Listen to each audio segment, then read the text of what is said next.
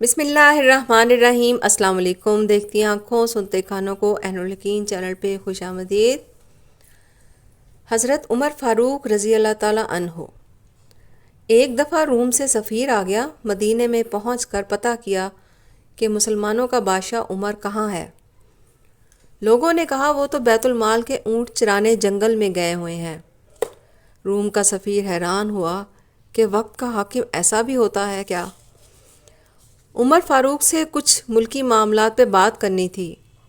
سفیر ڈھونڈتے ہوئے ایک درخت کے پاس پہنچا۔ دیکھا کہ عمر فاروق درخت کے نیچے لیٹ کر آرام فرما رہے تھے، مگر جنگل کا ایک شیر ہے جو عمر فاروق کا پہرا دے رہا ہے۔ روم کے سفیر پر جب شیر کی نظر پڑی تو شیر کے دھاڑنے کی آواز سنائی دی۔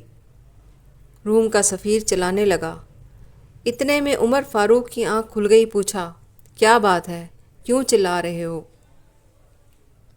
سفیر نے کہا، واہ عمر، تیری حکمرانی کے جنگل کے شیر بھی تیری ڈیوٹی دے رہے ہیں۔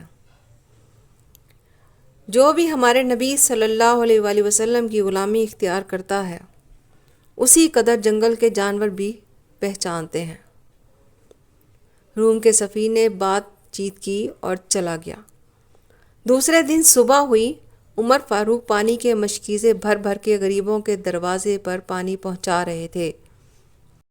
تو نوکروں نے کہا کہ اے امیر المومنین، خزانوں سے تو ہم بھی تنخواہ لیتے ہیں، آپ حکم کرو، ہم پانی بھر دیتے ہیں۔ اس پر عمر فاروق نے کہا، برابر، آپ ٹھیک کہہ رہے ہو، مگر کل روم کا سفیر آیا تھا، اس نے میری تھوڑی تعریف کر دی، اس سے میرے نفس میں کچھ اکڑ آ گئی۔